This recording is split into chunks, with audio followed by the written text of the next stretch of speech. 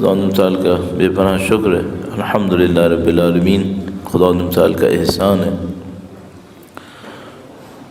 جو نعمتیں خدا تعالیٰ نے ہمیں نصیب فرمائی ہیں، جیسے کہ میں معمولاً عرض کرتا ہوں، وہ نعمتیں جن کو ہم پہچان پائے جو بہت کم ہیں، جو ہم پہچان پائے، بے پناہ نعمتیں جن کو ہم نہیں پہچان پائے، جو پہچان پائے وہ بھی پہچان کی کمی کی وجہ سے، علم کی کمی کی وجہ سے ہم ان نعمتوں کی گہرائی کو، اس کی عظمت کو نہیں سمجھ سکے۔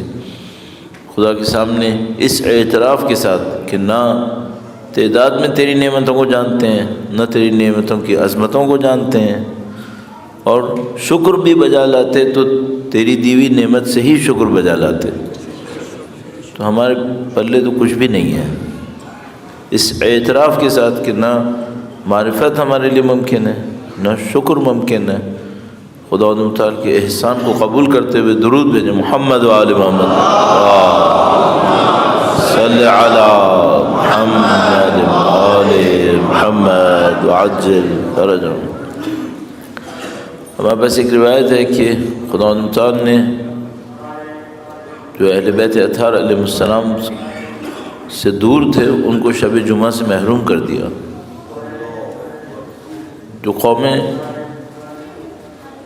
درود بھیجے گا محمد و آل محمد، اللہم صلی علی محمد و آل محمد وعجل فرجهم، جو اہل بیت اطہار کی تعلیمات کو نہیں پہچان سکے معمولاً شب جمعہ کو نہیں پہچانتے۔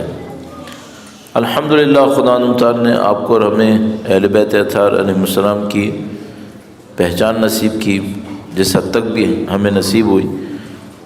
ان کی تعلیمات کی روشنی میں بہت ساری چیزیں ہم نے پہچاننے کی کوشش کی، ان میں ایک شب جمعہ ہے۔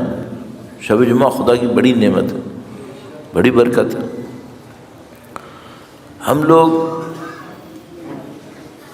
روضات کے اوپر نہیں ہیں، ہم لوگ مثلاً کربلا میں نہیں ہیں، نجف میں نہیں ہیں، مشہد میں نہیں ہیں، لیکن جہاں کہیں بھی ہیں کچھ ایسا کریں کہ شب جمعہ باقی شبوں کے مقابلے میں تھوڑی مختلف ہو۔ اب پاکستان میں یہ جو کئی سال پہلے ہوا کہ ہماری جو ہفتے وار چھٹی تھی وہ جمعے کی جگہ اتوار ہو گئی، تو اس کی وجہ سے لوگوں کے ذہن میں یہی ہوتا ہے کہ بھائی کل ورکنگ ڈے ہے، اور ورکنگ ڈے ہونے کی وجہ سے ایسا نہ ہو، خدا نہ کرے کہ آپ کے اور میرے ذہن سے یہ نکل جائے کہ کل مثال کے طور پر آج کی شب ایک خاص شب ہے، ویکینڈ ہوتا ہے تو لوگوں کے ذہن میں ہوتا ہے کہ بھئی چلو کل چھٹی ہوگی، تھوڑا سا ٹائم نکال سکتے ہیں۔ اب چیلنج اور ہو گیا کہ کل بھی ورکنگ ڈے ہے، لیکن شاید یہی چیلنج ہے۔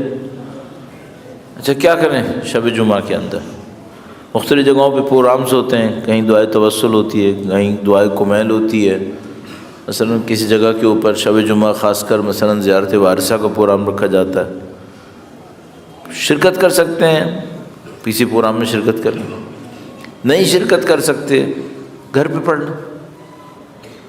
بہت لمبی دعائے کمیل نہیں پڑھ سکتے، 25 منٹ کی پڑھ لو، 20 منٹ کی پڑھ لو۔ پورے ہفتے میں اپنے آپ کو تیار کریں کہ شب جمعہ اور کوئی چیز نہیں رکھنی ہے۔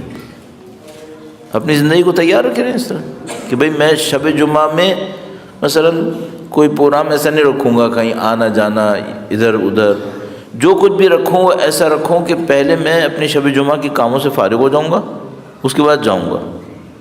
تو مثلا نماز عشاء کے بعد کسی بھی ٹائم پہ جو آپ مناسب سمجھیں اپنے لیے ایک شیڈیول بنا کے رکھیں، پہلے سے طے کرنے کہ مثلا میں نے 45 منٹ شب جمعہ کے لیے دینے ہیں، 1 گھنٹہ شب جمعہ کے لیے دینا ہے۔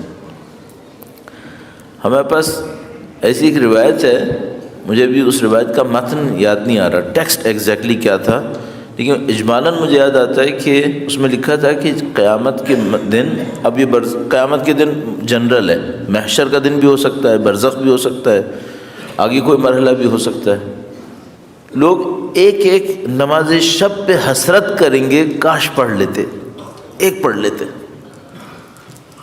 ابھی تو ہم دنیا کے اندر ہیں نا، ہمیں تاثیر نہیں پتہ، اب ہمیں نہیں معلوم کہ ایک آپ نے دعائے کمیل پڑھی 25 منٹ 30 منٹ 40 منٹ جتنا بھی آپ نے اس کے اوپر لگایا، آپ نے کیا کمایا ابھی نظر نہیں آ رہا۔ لیکن یہ سب چیزیں کسی اور ٹائم کے اوپر بہت قیمتی بن جائیں گی. اس وقت پھر ہر انسان تڑپے گا، کاش یہ کر لیتا، کاش یہ کر لیتا. کاش مت سوچو، ابھی کر لو. تو کچھ نہ کچھ ٹائم رکھیں اپنے لیے شب جمعہ کے اندر ایکسٹراڈنری. اچھا بہت ساری عبادتیں ممکن ہیں. آپ یہ کہیں گے بھئی یہ جو ہم مجلس میں آئے یہ بھی تو عبادت ہے. ہاں بالکل صحیح، عبادت ہے. ایک خاص عبادت ہے، اس کی ریپلیسمنٹ میں کوئی چیز نہیں ہے. وہ خاص عبادت کیا ہے؟ اللہ سے گفتگو کرنا. اس کی کوئی ریپلیسمنٹ نہیں ہے. اگر آپ نماز میں گفتگو کر سکے خدا سے، وہ نماز کریں، نماز پڑھیں. دعا میں پڑھ کر سکے، دعا پڑھیں.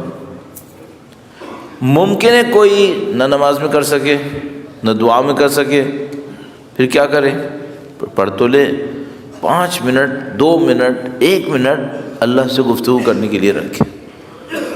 مادری زبان میں رکھو، جس زبان میں تم آسان سمجھتے ہو اس میں رکھو.